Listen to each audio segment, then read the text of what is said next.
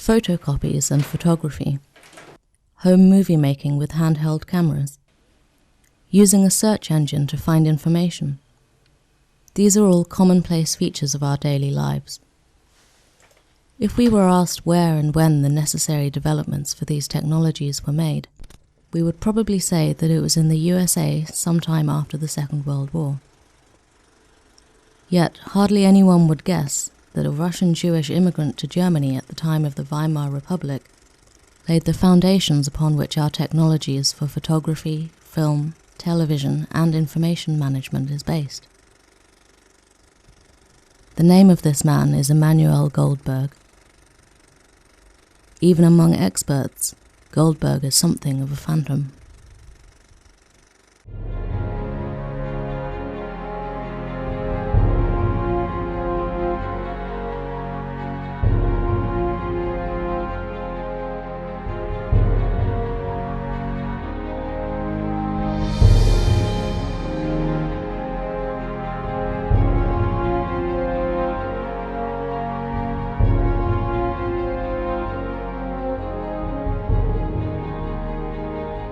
Michael Buckland, an emeritus professor at Berkeley, has conducted research into the history of information science for many years.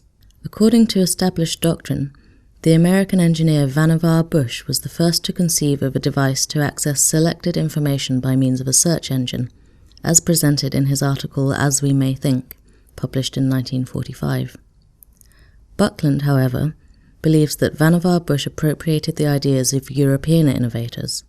And it made me go back to the first half of the 20th century because I discovered that under the terminology documentation there were a lot of interesting ideas in continental Europe.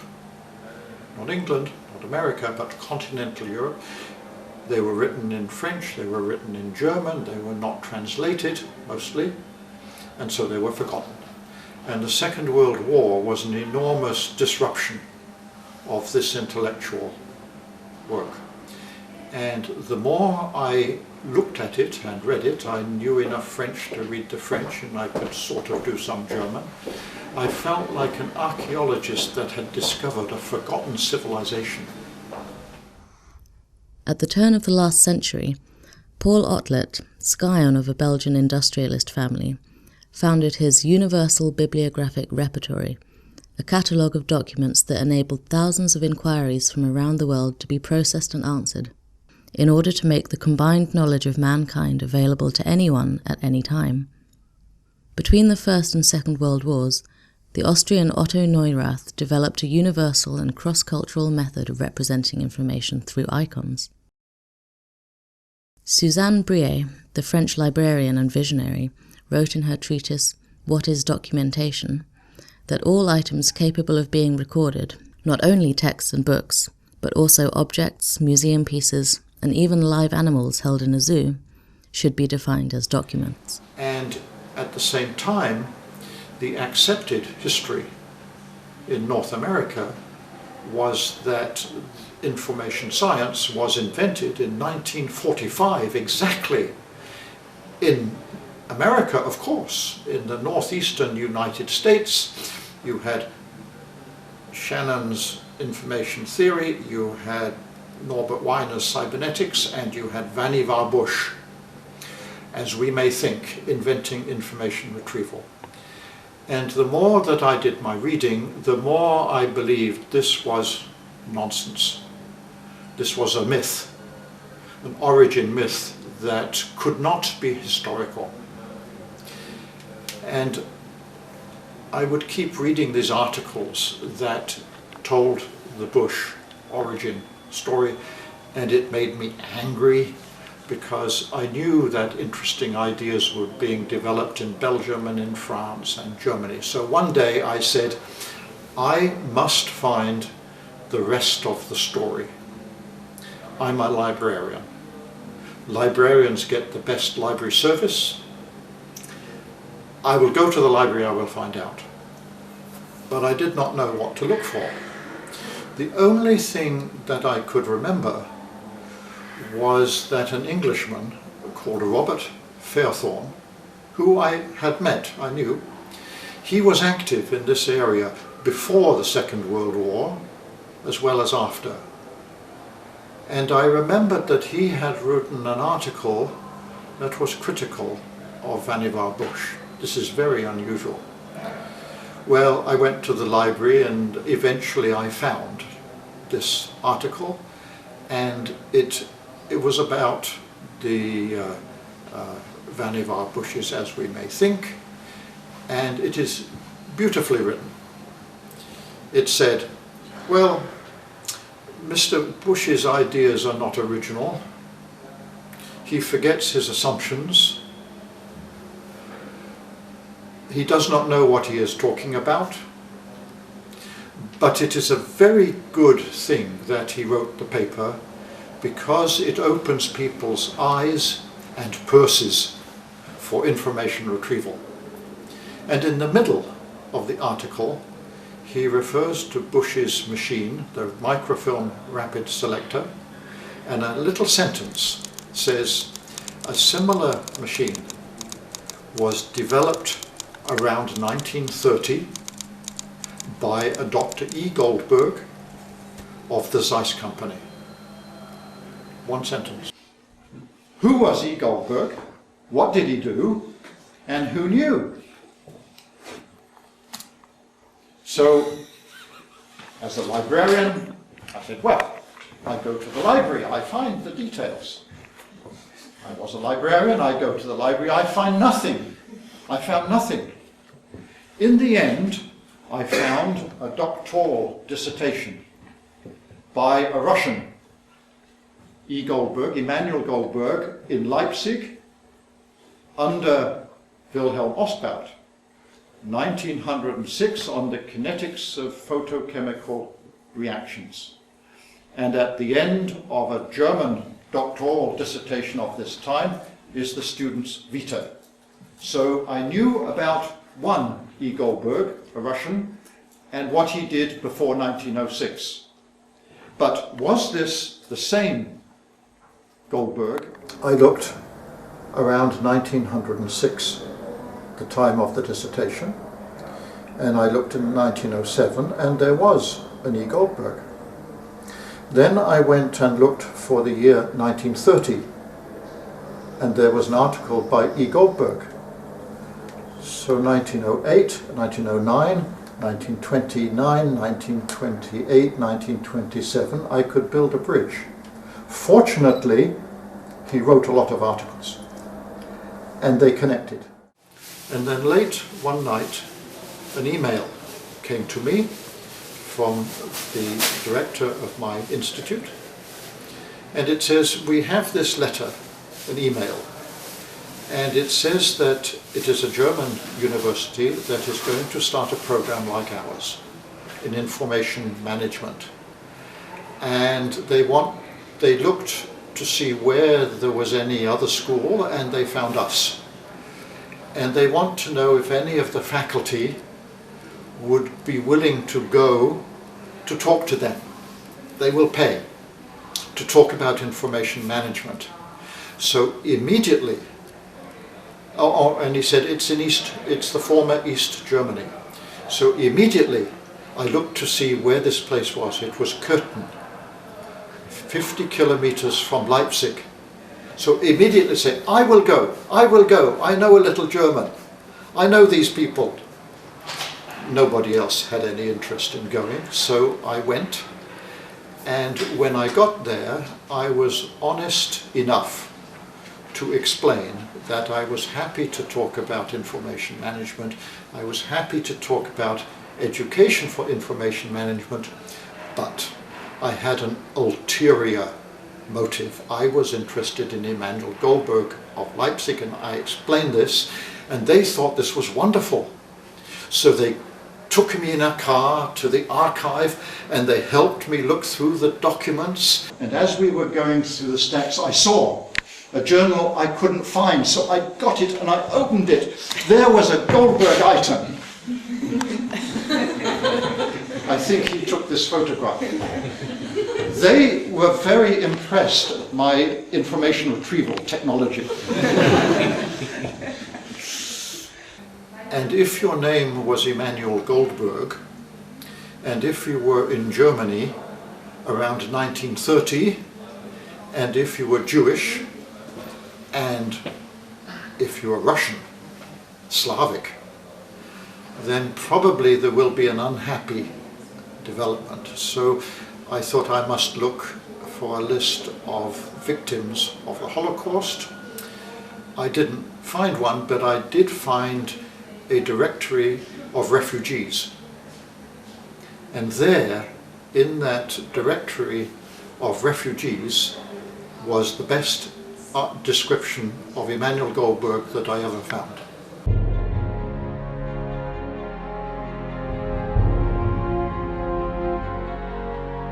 Emanuel Goldberg was born in Moscow in 1881 to the military doctor Grigory Goldberg and his German wife.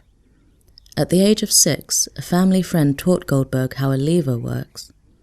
Fascinated by the idea that life could be made easier with the help of technical devices, he was determined to become an engineer. Upon completing secondary school in 1899, he applied for admission to the Imperial Technical School of Moscow, but was turned down despite his excellent grades. Only one Jewish applicant per year was accepted to study engineering.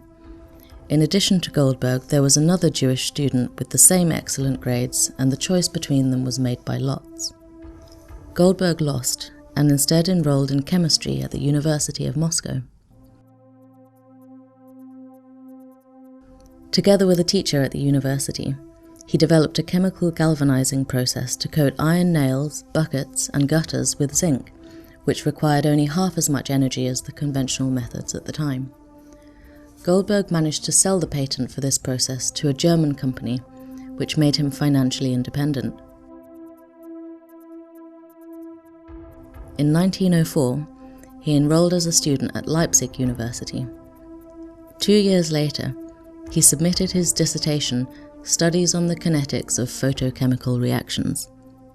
Having received his PhD, he took up the position of assistant in the photochemistry laboratory at the Faculty of Chemistry at the Technical University in Berlin. The following year, he was entrusted with the training of junior officers in the basics of photography, as it was recognized that photography could prove valuable to the military.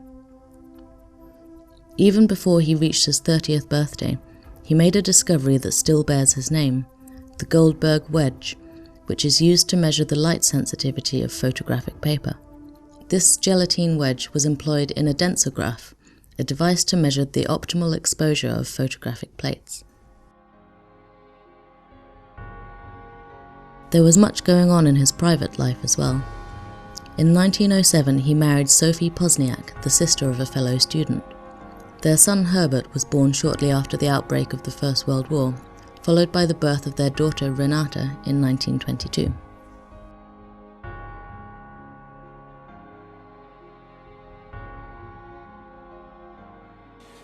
During the First World War, Goldberg was not a soldier.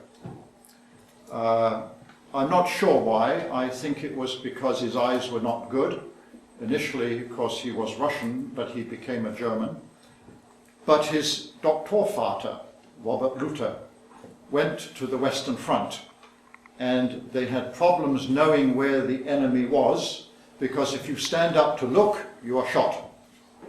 So the solution was to put a soldier with a balloon in the air, and the soldier could look, but it was dangerous because the enemy could shoot the balloon, and the man had no parachute. This is very dangerous.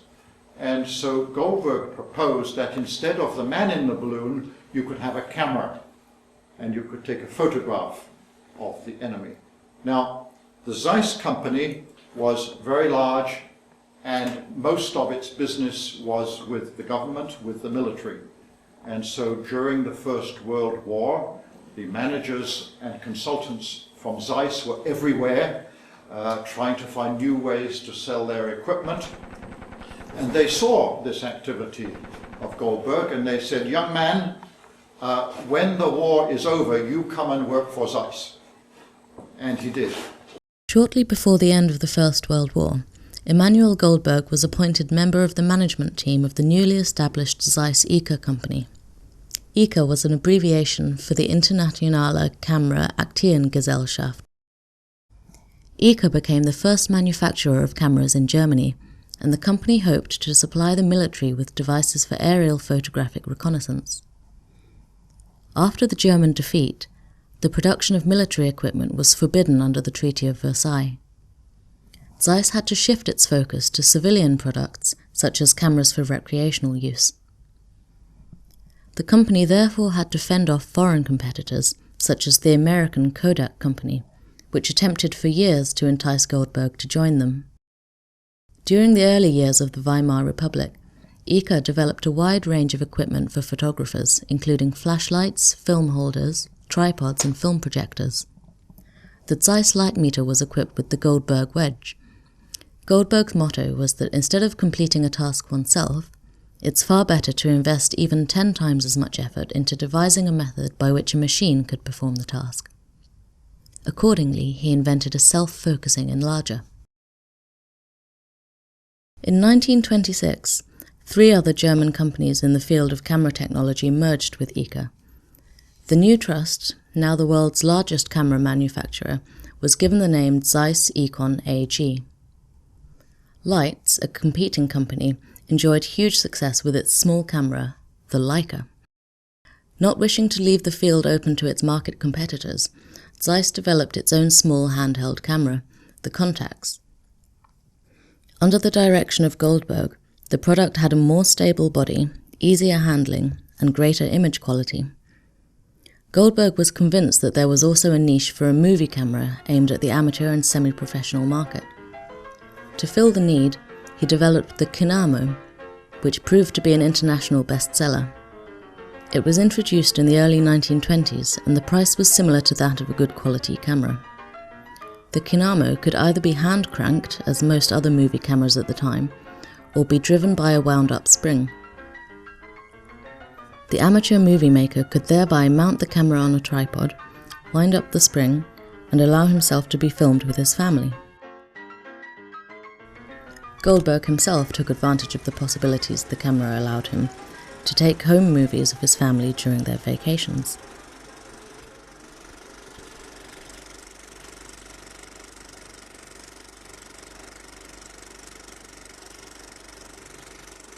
In 1925, the 6th International Congress of Photography took place in Paris. Journalists crowded around to marvel at Goldberg's latest development, microphotography at an extreme reduction. Thousands of book pages could be recorded on a glass plate measuring only 9 by 12 centimeters, which could only be read with the help of a microscope. One reporter even fantasized about a world without books, of libraries without index cards, where the total knowledge of mankind would be condensed to microprints stored on glass plates. Goldberg shared this vision. He foresaw the library of the future, equipped with projection tables, and every workspace would include a film roll containing the complete library collection of millions of books. The question remained, however, as to how the reader could be kept from getting lost amidst the millions of entries. The sheer quantity of documents required a new form of information management. Goldberg set about further developing a bank check apparatus already produced by Zeiss Ikon. The machine captured all incoming payment instructions on microfilm. Every check included a mark indicating the time of its receipt. A microfilm reader could scroll 3,000 checks per minute to determine whether a particular receipt took place. Instead of specifying only the time and date, it was possible to use a numerical code to indicate a variety of criteria, such as topic, product, or sales region. Every search criteria was represented by a letter and number code, which was marked on the corresponding entry. At the Hamburg University of Applied Sciences, one can find a schematic reconstruction of the statistical machine that Goldberg constructed and patented around 1930. I initiated a project about the history of search engines. There was one student especially who showed a personal interest in the subject, Emanuel Goldberg.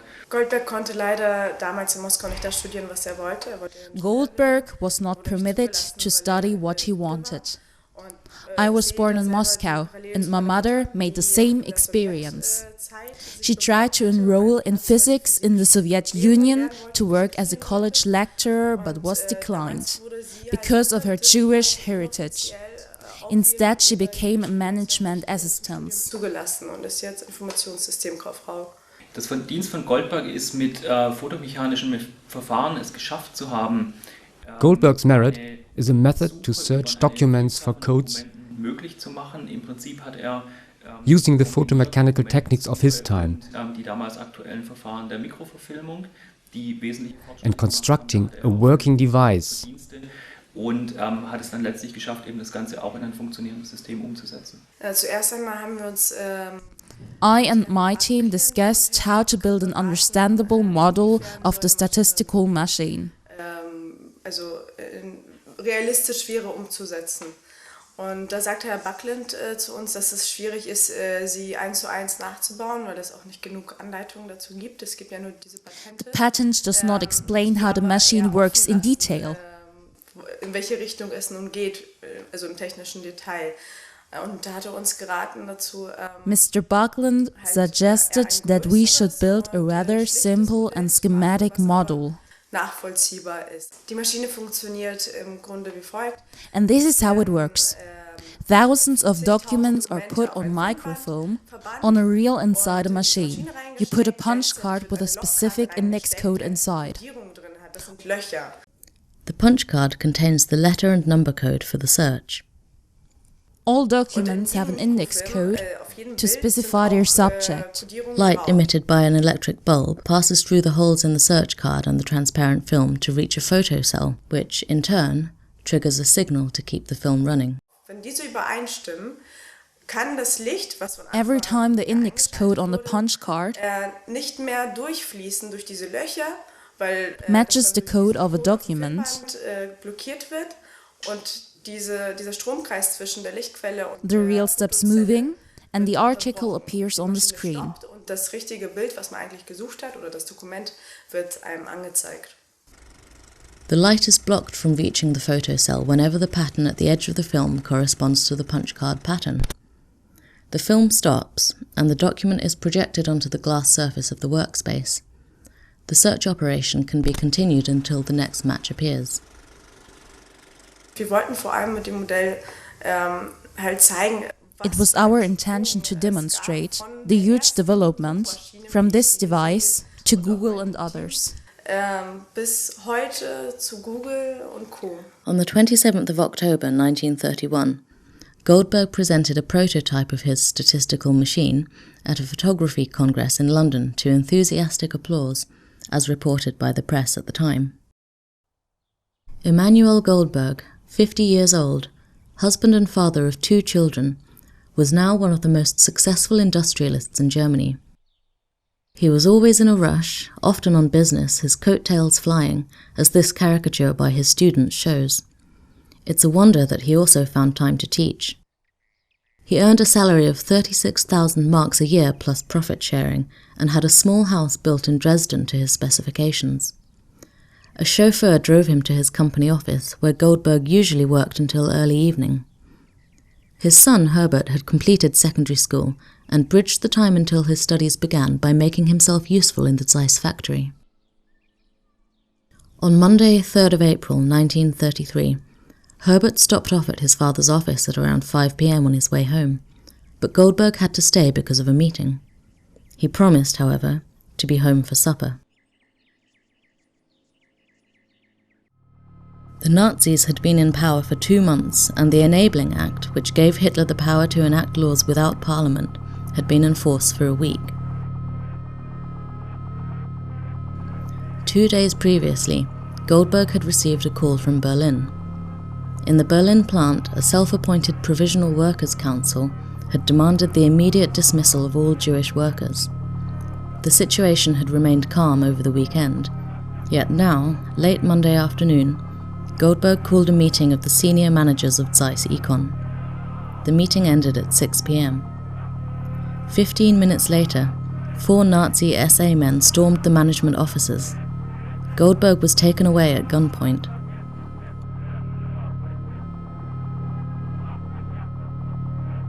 The kidnappers took him to a forest near Dresden and tied him to a tree. The next morning, they pressed a pencil in his hand and forced him to write a statement that he resigns from all his posts, the treatment and food during his detention were beyond reproach, he would fully compensate for any costs incurred during the period of his detention, and that he would never contest the legality of this statement.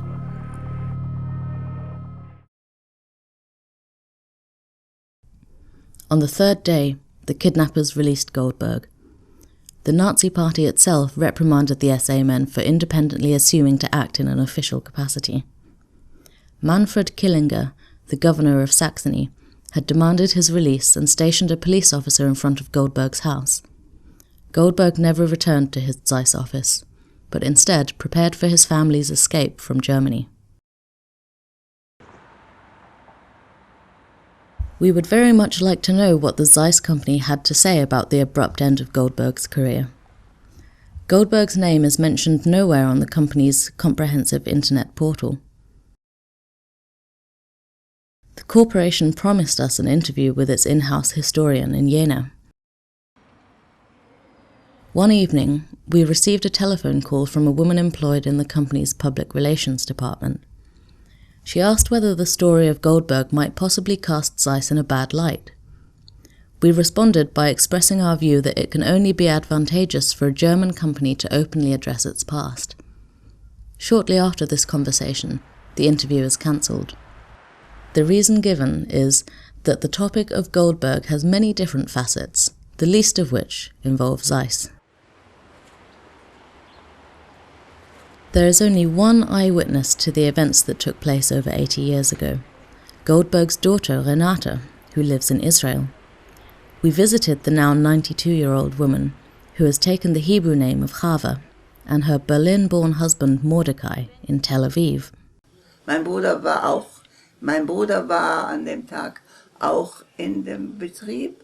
In 1933, my father was abducted from a meeting. Das war Ferien, Sommerferien, Osterferien. My brother had just left the firm. He used to work at Zeiss during his holidays. Vater hat gesagt, bleibt noch eine Stunde oder was da. My father told him he would stay for another hour. He did not come home this evening. They took him away. Und hin und her. Und nach ein Tag oder zwei Tagen ist zurückgekommen. 2 days later, he came back home. They told him he could still work for Zeiss.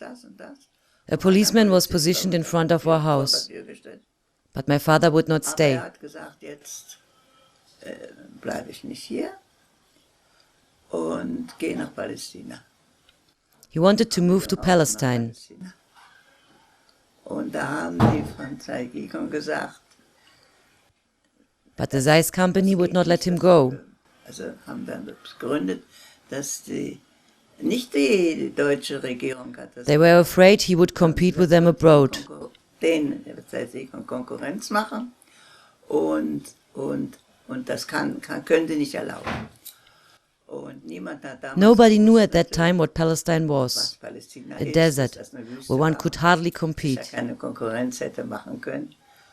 Aber They did not let him go. man hat ihn nicht gehen lassen.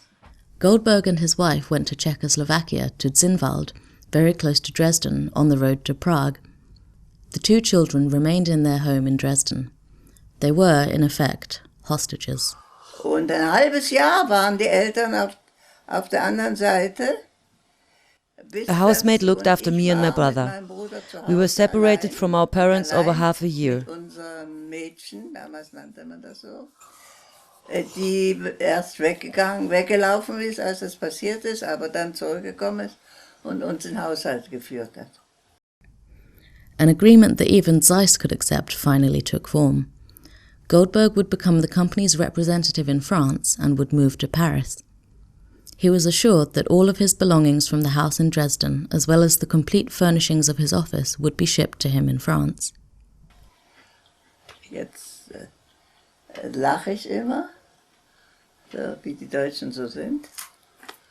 Und sind sie, ich weiß nicht, ob sie noch immer so sind, aber so waren sie. They promised to send his property to Paris. Drin, dass alles, Everything. was im Zimmer von meinem Vater war in Salzikon. And like Germans are, I don't know if they are still like that, they literally sent everything they could move.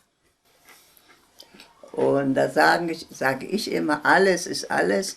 Das sind The nails in the walls, the curtains, keys and das sind lockers. die Gardinen und ich habe noch jetzt 2, 3 Sachen im Badezimmer, solche, wo man die Aufhänger, die Aufhänger.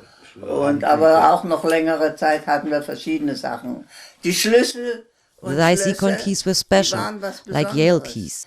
Ich weiß nicht, ob das eine Erfindung war, aber es war damals neu in den 20er Jahren. Was jetzt alles die normalen Schlüssel. We still have some of them.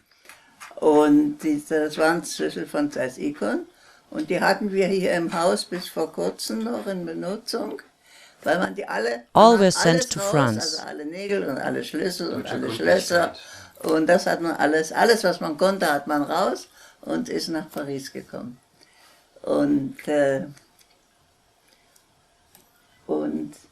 Aber mein Vater wollte nicht in Paris bleiben. Erstens hat er keine But my father did not want to stay in Er Paris. war Vertreter von Salzikon in Paris, aber es war dort auch ein französischer Vertreter da.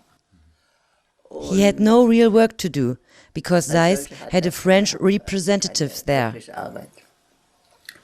Außerdem hat er gesehen, dass der Krieg kommt, und zwar schon vor Hitlers Zeit, weil schon vorher hatten angefangen, nicht in Deutschland, weil es war verboten, aber... And he knew there was a war to come. He knew it even before Hitler's reign. Also als er noch in Dresden war. He knew about the secret rearmament of Germany. Frage von Zeit. Und er hat in Frankreich versucht, alle dort, die Franzosen... For the sake of my brother who studied in Paris, we stayed 4 years.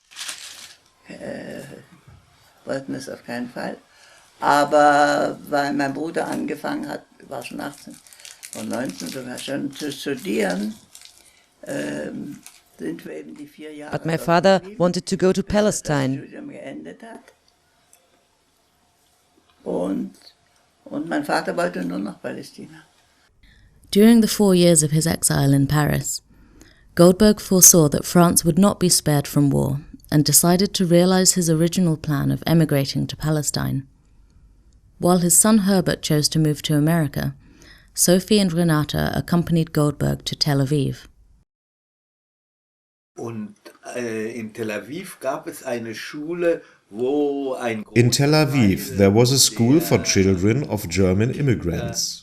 Von Einwanderern aus Deutschland hingegangen sind, weil es eben eine Schule war, die It was the intention to teach them the Hebrew language. näher bringen sollte. Und ich war in der Schule. That was my school. Sollte in das vornehmste und am Prestige. Chava was meant to attend the exclusive and prestigious Herzliya High School. Das Herzliya-Gymnasium gehen. Und wie sie ins Herzliya-Gymnasium kam, But there they did not want the new immigrants. They told her to learn Hebrew first. She was appalled. Coming from Paris, she considered herself to outclass the others. Und mehr wusste als all die anderen und hat ihrem Vater gesagt, also meinem Schwiegervater, wir nennen ihn Vati, hat Vati gesagt, auf keinen Fall. She refused, and father had to look for another school.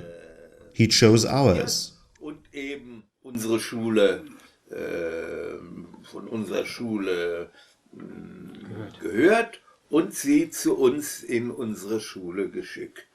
Das heißt, dass ich sie von... Ich war mehr in einer Klasse. Welches Jahr war es? 37. What year was it? 37 war 1937. zusammen. Chava became my classmate. Gut befreundet, aber ich habe mich in sie verliebt. I fell in love with her immediately, but she did not fall in love with me. Not at all. Als ich aus dem britischen It was not before my 4.5 years in the British Army were finished when she finally accepted me. Nein, das stimmt nicht. There was a war. I just wanted to wait for peace. Und wir haben immer Deutsch gesprochen, klar, zu Hause. Und seine We always Familie spoke auch. German at home, Und auch, my family as his. ja, alle. That's why we still know German, Und deswegen können wir auch. but our children don't. Aber unsere Kinder können nicht Deutsch. Over the subsequent decades, Emanuel Goldberg contributed significantly to the development of science and technology in the newly established state of Israel.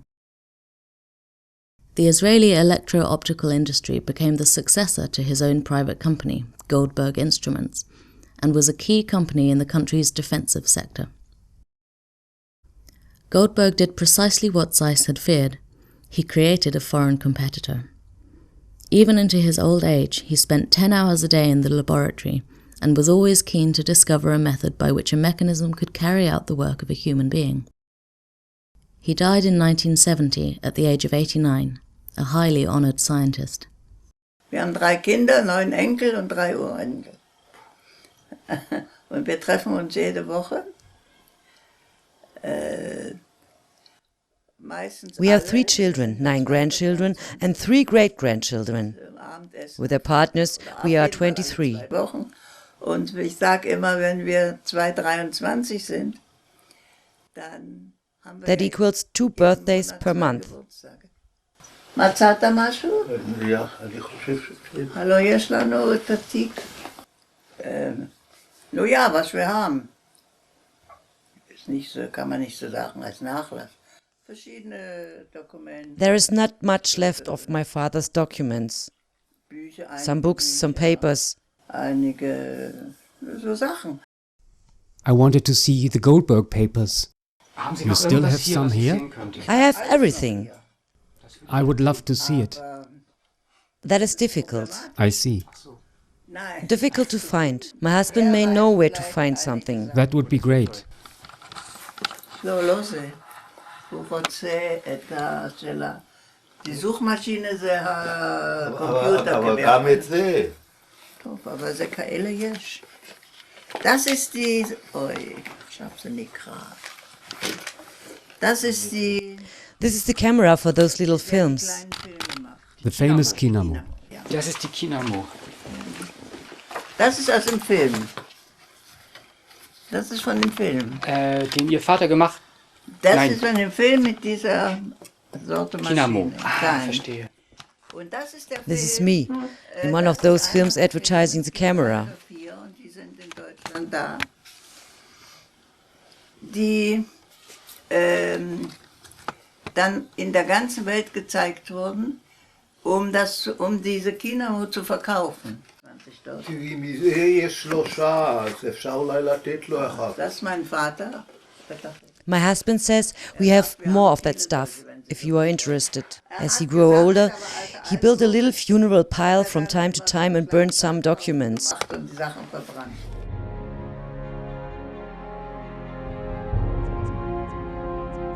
Goldberg's son, Herbert, who made a career for himself in the USA with the American Optical Company, recently passed away.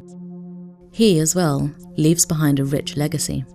In 1990, Chava demanded the restitution of the family house on Urzerstraße 5 in Dresden, which, following the Second World War, was declared public property by the East German government. An amicable settlement with the new owner was rejected on appeal to the State Registry Office. Many of Goldberg's countless achievements are not mentioned in this documentary. For example, his teaching activities at the Leipzig Academy of Graphic Arts and Bookcraft, the numerous exhibitions in Dresden on the foundations of photography that he organized, and his research into cinematography. While a board member of the German television company, he set up a special laboratory where German technicians developed the first television technology that, by the 1930s, already permitted live broadcasts. Goldberg even came up with the DIN and ISO specifications for film sensitivity of photographic negatives, which remained in use up until the introduction of digital photography. All of the technical developments that Goldberg had advanced before being forced to flee Germany were subsequently pursued by others who profited from his groundbreaking ideas and attributed the achievements to themselves. Heinz Kuppenbender had collaborated with Goldberg on the development of the Contax camera. After all of the company's Jewish employees had been removed, Kuppenbender took over the direction of the photography division during the Nazi period. Having employed scores of forced labourers during the war, he was arrested after 1945. Following a short phase of denazification, he was let free. Kuppenbender subsequently took over the West German branch of the Zeiss Econ Company. He tirelessly praised his own merits in the development of cameras and constantly made disparaging remarks about Goldberg, accusing him of incompetence. As Goldberg's successor, however, Kuppenbender manoeuvred the camera line at Zeiss into bankruptcy, and the company was forced to rely on other products. Kuppenbender died in 1989 as a result of a riding accident. In the Swabian city of Oberkochen, the new headquarters of Zeiss, Schillerstrasse Street had since been renamed to Heinz Kuppenbender Strasse. Michael Buckland, whose book has since been published in German, remains the sole biographer of Emanuel Goldberg. Nevertheless, the trade press has since levelled criticism at Zeiss, as its most recent company history does not mention a single word about Goldberg, its former chairman. What is the probability that somebody in California would become interested at just the right time and was motivated enough and able to spend years doing the research, the detective work, without which the story would never become fully known? There is no proof that Goldberg's ideas were intentionally stolen. Sometimes ideas arise at a certain time and are developed by different people. But it is clear that Goldberg was cheated out of credit for what he achieved. Daneben fand ich das sehr bewundernswert, dass als herausgefunden hat oder als sein Sohn zu ihm I think it's admirable. Hier ist ein Artikel von Vannevar Bush, dass er die when his son told him that Vannevar Bush had used his method to develop his own search engine. Goldberg was not bitter about that. Ersten Aufzeichnungen quasi etwas weiteres hergestellt hat und damit arbeiten. He appreciated the fact his work had some use for another person. Jemand ihm die Idee geklaut hat, sondern war dann sehr froh, dass seine Aufzeichnungen jemandem noch weitergeholfen haben. Das ist meine Rache, dass sie... This is my revenge. The Germans wanted to avoid business competition, and thanks to my father, today they have to buy their arms in Israel. Angst hatten, dass ihnen Konkurrenz machte. It's a case study. It's a cautionary story about history and how you should not trust historical narratives, except mine.